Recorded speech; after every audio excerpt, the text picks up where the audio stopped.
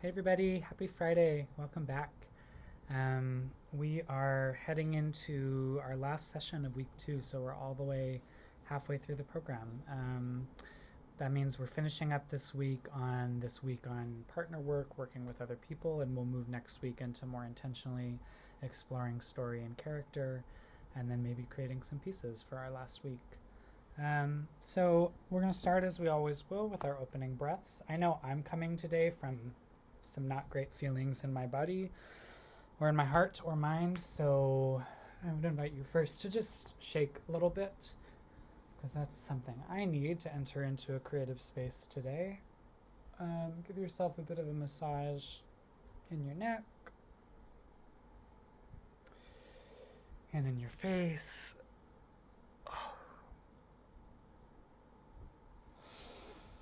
And let some sound out on a sigh. Another one, breathing in. One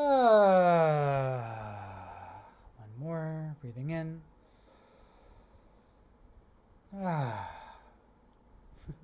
So I let you in on the secret of how I am feeling today. However you are feeling, let's take some breaths together to start our class, as we always do.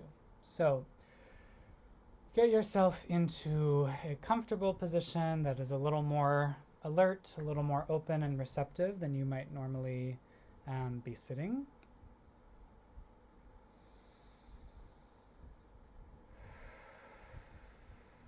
Concentrate on air flowing in through the nose and out through the mouth.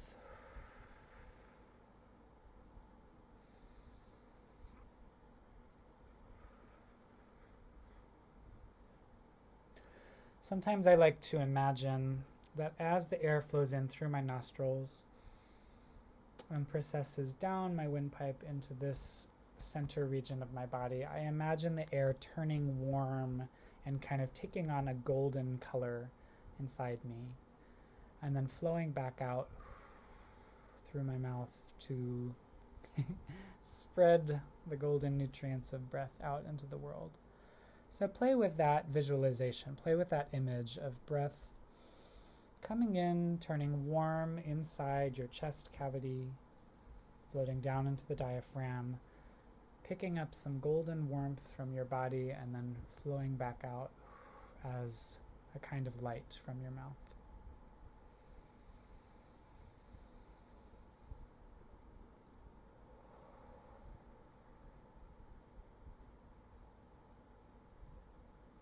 And we're going to try something called a square breath today. This is a breath that really helps if you're feeling anxiety or if you're feeling kind of a little dead in your body. This is a breath that can really enliven you but also calm you at the same time.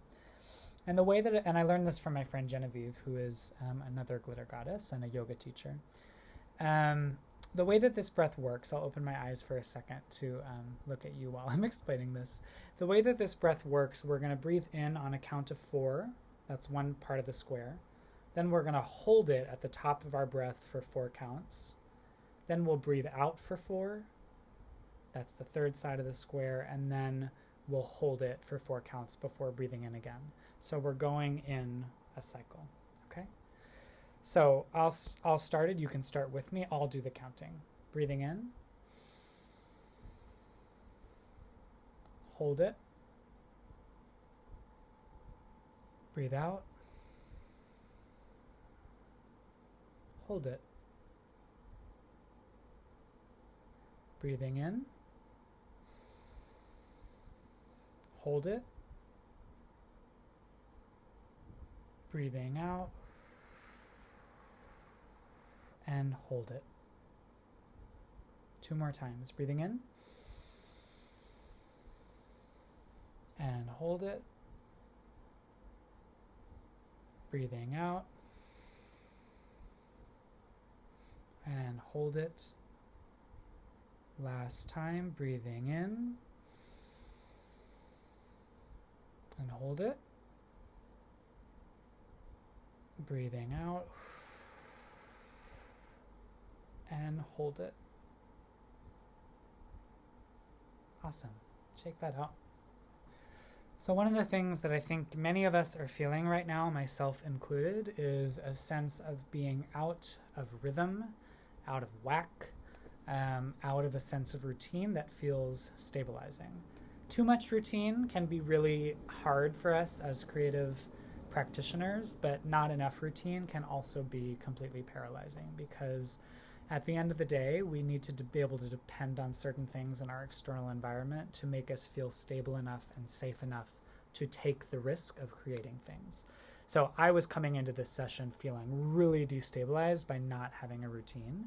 So I invite you into our breath practice that we always do to open, and specifically this square breath practice. I invite you to try that in your daily life. I'm going to try to remember to try that more often too. I think honestly, if I had been able to remind myself to do a square breath earlier today when I was feeling really crazy, maybe I would not have felt quite so crazy.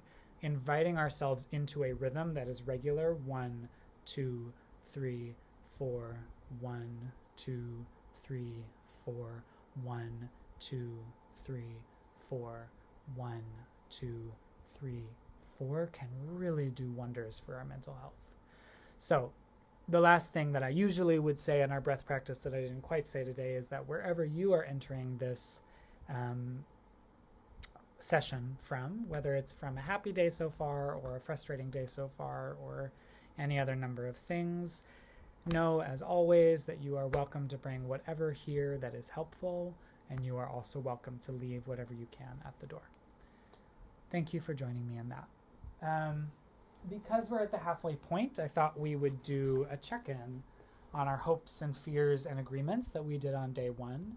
So I happened to write mine down here. You might have written yours down, and you might not have, and that's okay, but you can still check in. Take a moment to just flip back to last week, at the beginning of last week when we first started these sessions. We articulated our hopes for this process, our fears about this process, and what agreements we would come to in order to make this all work. So I expressed that I hoped that people watching these videos will feel empowered to make creative choices. I still hope that. One way that you can let me know if that's working for you or not is by liking and commenting on the EdModo videos and sharing some of your own creations with me. I always leave those prompts in the comments of the video so that you have things that you can do in between classes if you want. I also hope that I will grow in courage and that this experience will inspire me to keep reawakening my theater practice. That is working for me. I'm noticing as I go through a lot of these exercises and a lot of these theater games that I haven't done in many years that it's reminding me of how much I love theater and how much I love this training as a way of bringing some spiritual awareness and awakeness into my life. I fear that no one will watch these videos. I fear people will find them silly or boring. I still have that fear. Part of the reason that Hanna and I both kind of are reaching out at this moment to say, hey, if you are watching and it is inspiring you to do some stuff, let us know, is because I'm not sure if the format that I'm doing these things in is working for you. So let me know. This is an invitation to really be honest with me about saying, hey, this part really works for me, this part really doesn't, and then I can switch what I'm doing to better serve your learning this summer. And I fear that I will run out of interesting things to say or do. I fear I will not facilitate the class well. I still have that fear sometimes too, but I've been surprised that when I just sit down and think about what I want these classes to be, there are lots of exercises, and there's so many that I wish we could do if we were in the same room that are hard to do on YouTube. So it's going okay, I think. So my agreements were with myself. I said that I agree to always set aside time in my week to make these videos with a clear heart and mind. I was really struggling with that this morning, but I'm really glad we just took that breath practice because that helped me clear my heart and mind to be here. And I agree to push back on the voice in my head that tells me my ideas are stupid. I agree to try them out anyway. I've been doing that. I've been feeling really stupid a lot of the times when I'm just like yelling at my computer screen and you're not there, and I don't know if my roommates are hearing me and judging me. I feel really silly a lot of the time, but I'm pushing back on that and doing it. So I encourage you to look back or think back to your own hopes, fears, and agreements. And if there's anything about that that you want to share with me in terms of saying, I had this hope at the beginning and it is being fulfilled or it's not being fulfilled. I had this fear that I'm still feeling or I've kind of gotten over, or, here were some agreements I made and they are working for me or they're not, and I need to make some new agreements with myself or with me. Please let me know so that we can make this class better for you. Okay? let's move on to our warm-up. Hello. So in the spirit of getting into a rhythm that is stabilizing for us and that makes us feel ready to engage in creative practice, we're going to do some stretches in time today as though we were doing them kind of as a dance. So we're going to start with our shoulders, and I will give you the count. So we're going to start by rolling backwards, both shoulders together. And 1, 2, 3, 4. Again, 1, 2, 3, 4, and switch. 1, 2, 3, 4. 1, 2, 3, 4. Switch back. 1, 2, 3, 4. 1, 2, 3, 4. Switch. 1, 2, 3, 4. 1, 2, 3, 4. Alternate. 1, 2, 3, 4. 1, 2, 3, 4. Switch. 1, 2, 3, 4. 1, 2, 3, 4. Back. 1, 2, 3, 4. 1, 2, 3, 4. Switch. 1, 2, 3, 4. Got out of rhythm. 1, 2, 3, 4. Good. Now we're going to tilt our head to one side, get our palm here, and not pulling our neck down, but letting our elbow just kind of just fall gently with the force of gravity. We're going to hold this for 4, then we're going to go swoop our neck over for 4, and then do the other side, and then swoop our neck back. Okay? Here we go. 1, 2, 3, 4. Swoop. 1, 2, 3, 4.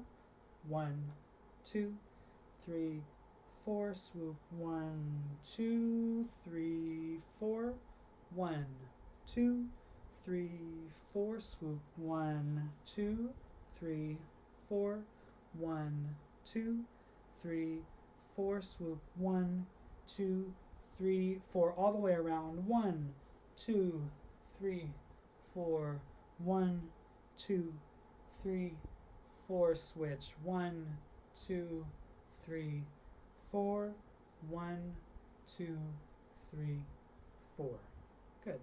Let's try that same movement with our neck, but let's do it in four kind of distinct movements. So up, right, down, left, up, right, down, left. Keep going.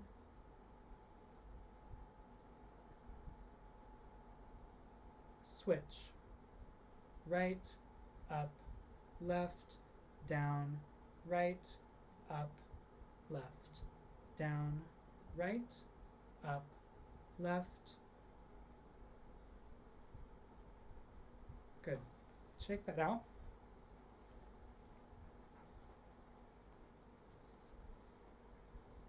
Okay. Good. And let's just do, we're going to do a little bit of squatting, because that's going to get our muscles in our pelvis just ready to move.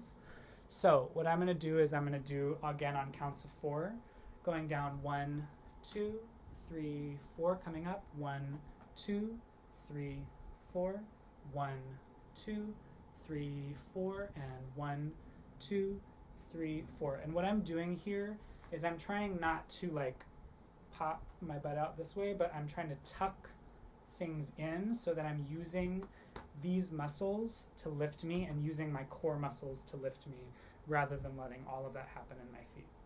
So trying that, tucking in, going down 1, 2, 3, 4, and up 2, 3, 4, using my core. 1, 2, 3, 4, and 1, 2, 3, 4. One more time. 1, 2, 3, 4. Hello.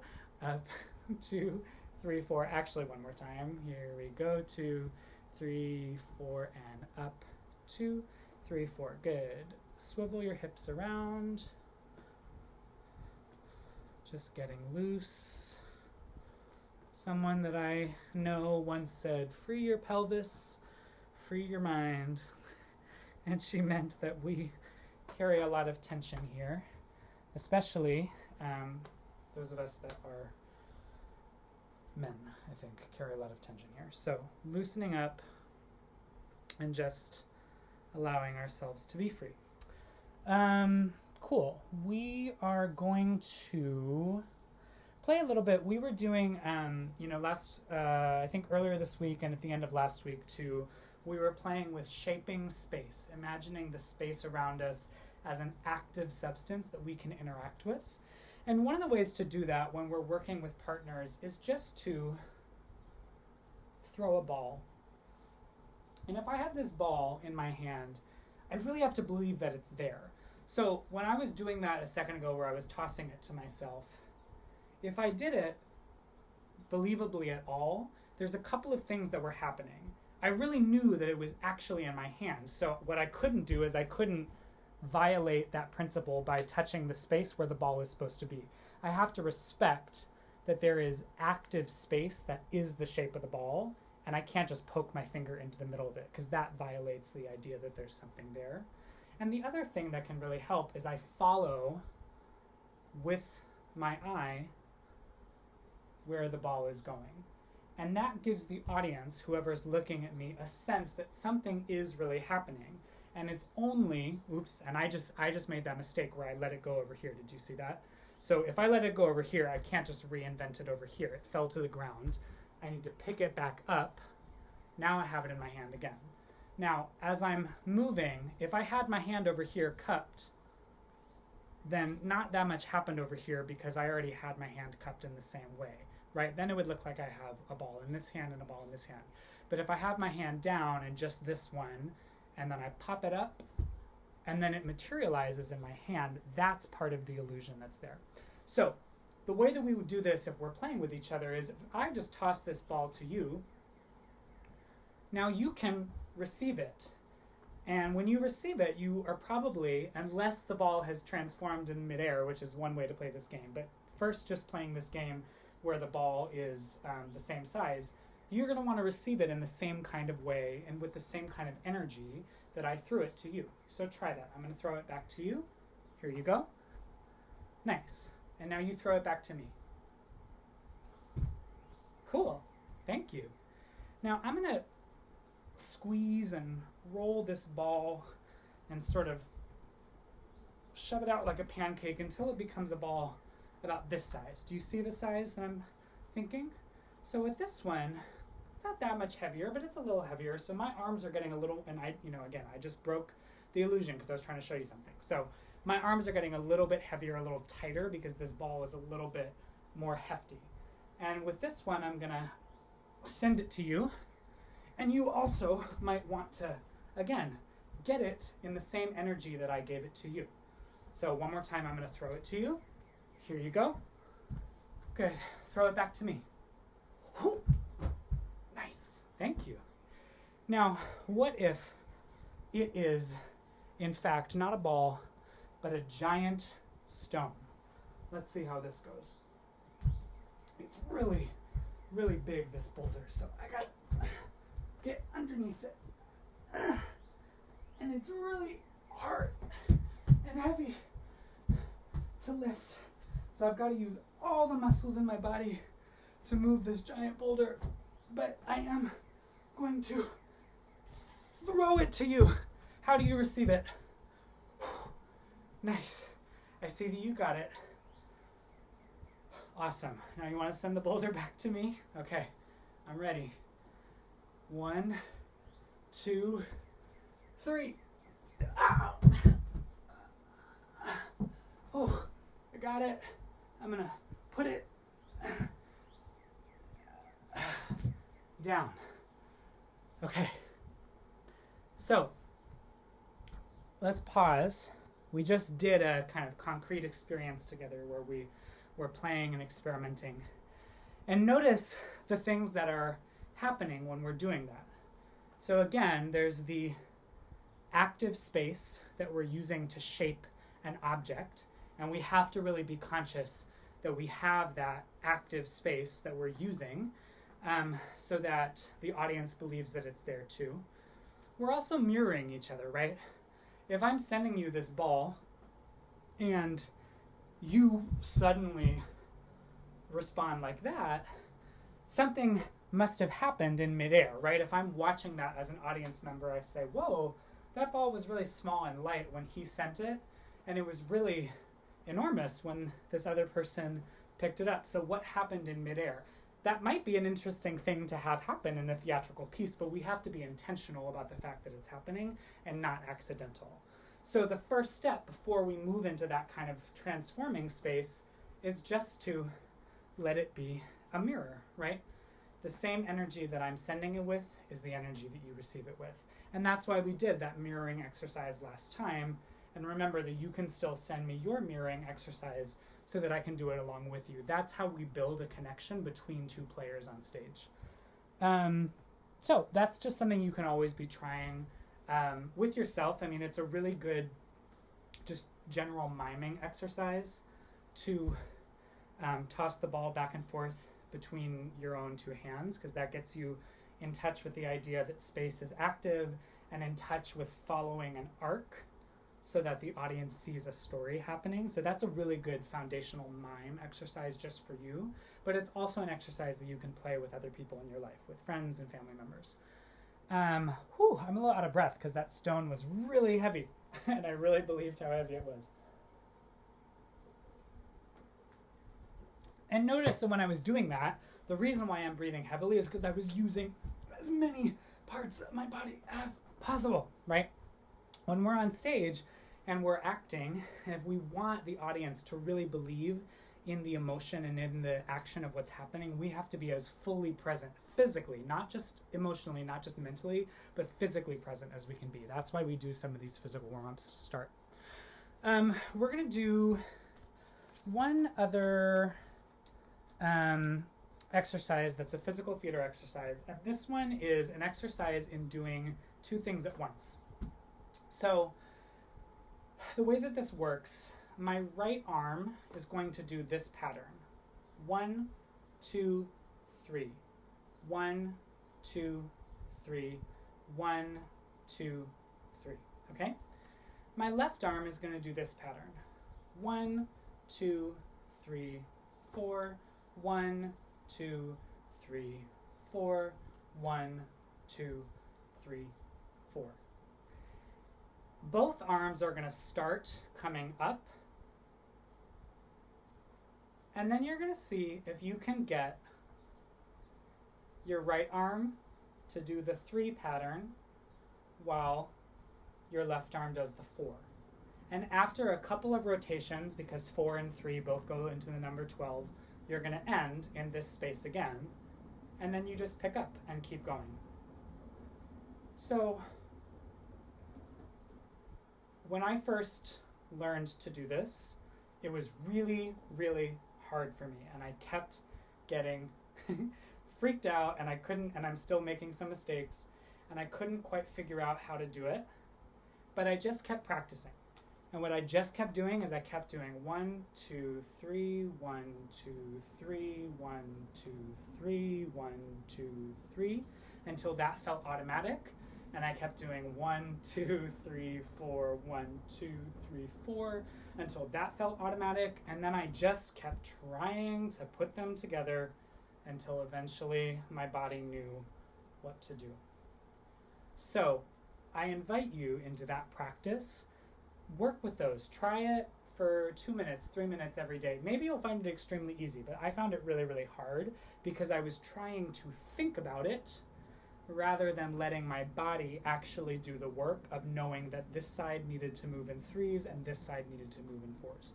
So dedicate 2 to 5 minutes every day to just practicing that and see if you make some progress. See if you can convince your brain to get out of the mix a little bit and let your body take over. So keeping with this theme of getting really physical in the way that we're making theater, we're going to return to that exercise of taking a shape. And I know I keep doing that. That's like my favorite shape right now.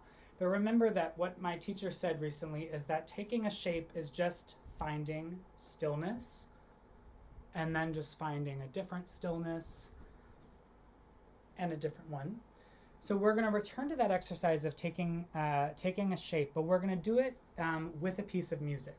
And I'll say, it is possible that YouTube is going to recognize that I'm playing this music that does not belong to me, and it's going to mute this section of the video. So if it does, I'm also going to post what the music is in the comments so that you can do this along with me. And I would invite you to do this along with me in 2 different ways. So I would recommend probably trying to do one at a time. So maybe playing this section a couple of times to experiment, and then seeing if you can add them together. One way, given that this is this week where we've been working on partner work and working with other people or other things, is to think of the music as a partner. So try to just be with the song and say yes and to each impulse that arises for you. When you hear something in the song that makes your body want to move in a particular way, say, okay, cool, and just move in that way. And then stay there until you feel something else coming from the music that makes you want to move. So one way is to think of this as the music is your partner. The other way to think about it, I'm going to do this exercise right now with the music as the camera's rolling. The other way to think about it is to think of me as your partner, which would be to pay attention to what my body is doing and do something in response. You might choose to mirror me and do the same thing that my body's doing. Or if I'm doing something like this, you might choose to do something that's different from it and that responds to it in a particular kind of way that's not mirroring. So that's the second way to do it, is to use me as your partner. And ideally, if we kind of cultivate both of those, using the music as a partner and then using an actual person as a partner, eventually we get to a place where we can do both at the same time. We can be listening to the music and listening to the music of our partner's body simultaneously. But to get there, we want to try doing these in isolation, okay? So I'm going to put this song on, and I'm just going to move as my body wants to do. Because you're not there with me, I'm going to be doing the first option of just listening to the music and trying to move my body in a way that feels good to the music.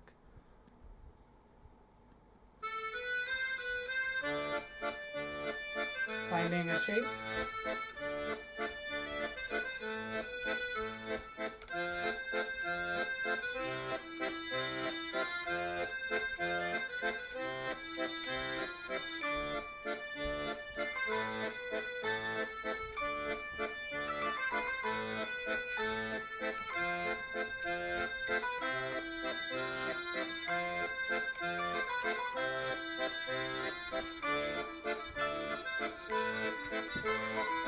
Not thinking, just doing what comes to me.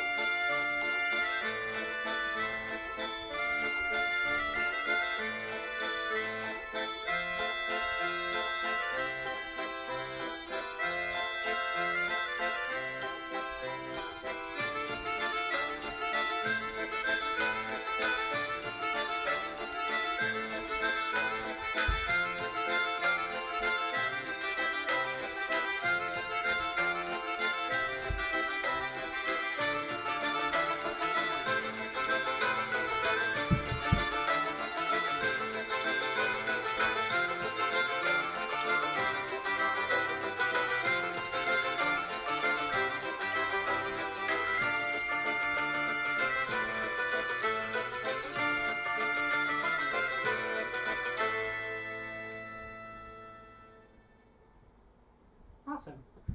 Whatever you just did, shake it out. And know that you can come back to that exercise with that piece of music or with any other piece of music really that you want at any time. Okay, so we're going to try a couple of language games. Obviously, one of the things that we've been doing a lot of physical work because I think that's a really important piece of building a toolbox as a theater maker. But obviously one of the other really important things that makes theater theater is the use of text, the use of words. So we're going to get into that with some language games. The first one we're going to play is a rhythm game, and rhythm gets us into our body because remember our heart is always going ba-bum, ba-bum, ba-bum, ba-bum, ba-bum. So tapping into rhythm is also tapping into our own body and using language at the same time. So the script of this game is very simple. On this side of the screen, I'm going to be me, and on this side of the screen, I'm going to be you, okay? And this is how the script goes. This is a pen. A what? A pen. A what? A pen. Oh, a pen. Okay? So let's try it this time where I'll say that this is a pen lines and you say the a what, and then oh, a pen. Ready? Here we go. This is a pen. A pen. A pen. And you said, oh, a pen, and I gave it to you. In the real world, when we would play this game, I would be giving you the pen. Now, you try it the other way. So you're going to say this is a pen, and I'll say a what. Ready? Here you go. A what? A what? Oh, a pen. Okay, so then you just pass the pen to me. So that's how we pass the pen back and forth, is we can either take these lines of the script, or we can take these lines of the script. But like we were doing last time when we passed the alphabet back and forth, we're going to pass an emotion. So this time, I'm going to pass you the pen, but I'm going to explore all the different ways I might be really sad about this pen. This is a pen. A pen. A pen! And you got it? Awesome. Now you send it back to me, also with some sadness. A what? A what? Oh, a pen. Okay, so that was us exploring some sadness. Let's try with some glee, some real excitement. You ready? This is a pen. A pen! A pen! Awesome. You send it back to me with excitement. A what? A what? Oh, a pen! Awesome. So we use that game to explore all the different ways that we can communicate emotionally with each other. Even if the script is super not interesting, there's a lot that can happen in the way that the two players play with the words and play with their feelings and emotions. So you can do it with sadness, you can do it with glee, you can do it with fury and rage, you can do it with frustration or disappointment. I mean, you can do it across the entire emotional spectrum. You could switch emotions in the middle of the game if you're in conversation with your partner and you want to try it that way. So that's an exercise in mirroring emotion through the use of language. Awesome. So we're going to try another language game, and this is a language game that to do it we're gonna babble, which means we're gonna talk in a made-up language. Babbling is an acting exercise that requires total yes and energy, because in order to babble in a language that we've never spoken before, that doesn't exist as far as we can tell, we have to really just trust ourselves to let any sound out of our mouth and then just let another sound out of our mouth the next second. And the real thing that we're working towards here is a real, complete belief in whatever we're talking about, so that our partner who's listening to this made-up language really gets what we're talking about, even though they don't speak it. So we'll play this a couple of times. So the first thing that I'm going to invite you to do, and I'll talk to you about this first, and then you can talk back to me. The first thing I'm going to invite you to do is to talk about either the birds in your neighborhood or the bugs in your house, and just talk about it with me in Babble Talk, and really believe in what you're saying and see if you can discover what kinds of feelings you have about whatever you're talking about. So,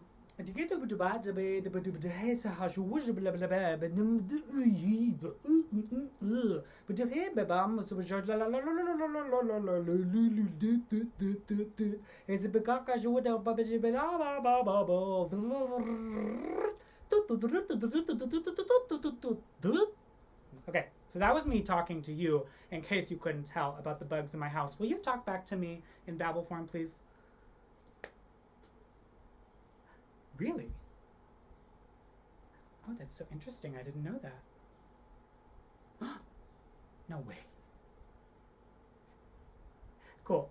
So that's an example, if you were in the same room with me, of me like really entering into the same world that you're in. And when we're doing all these improv exercises where we're just trying to yes and each other and yes and ourselves, part of what can be really helpful is to have a physical stance and an expression on our face that really shows the other person, I'm listening to you and I'm interested in what you have to say, even if it's in a language I don't understand. So we're gonna try this again, and I'm gonna sell you something. I'm gonna try to sell you a brand new toothpick that I know you need. I know that you think the toothpicks you already have are totally fine, but I'm gonna sell you this new one. So listen to my sales pitch, please.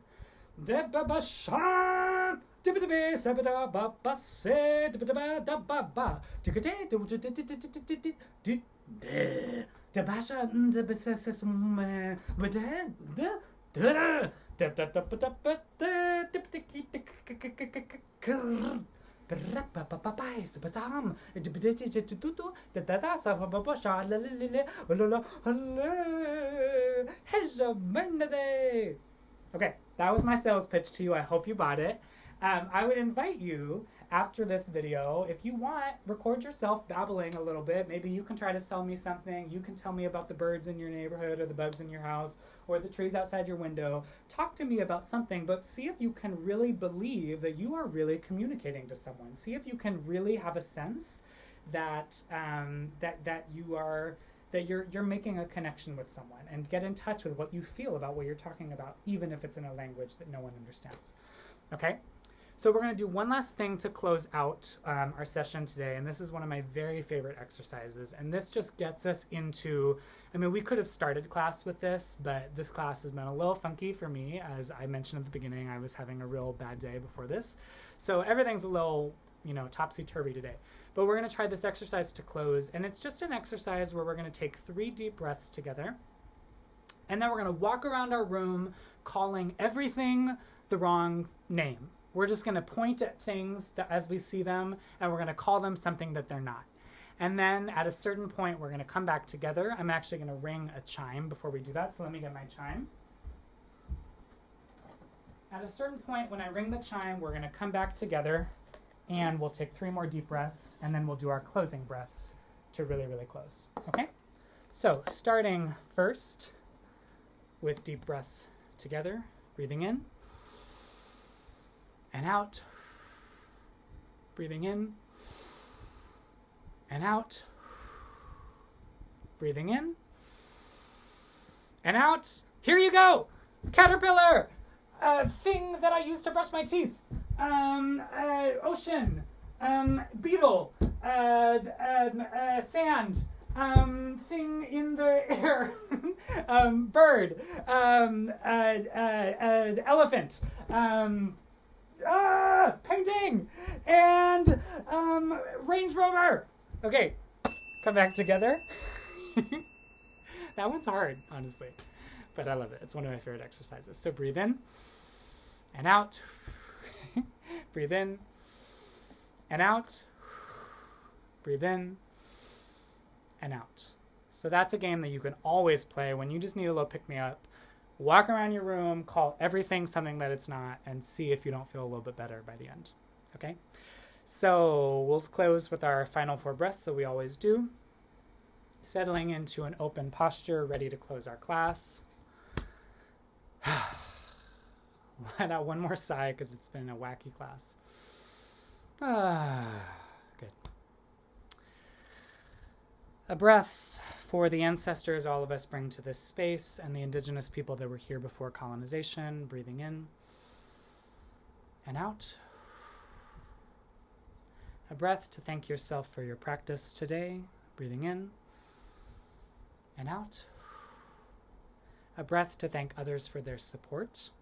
Breathing in and out.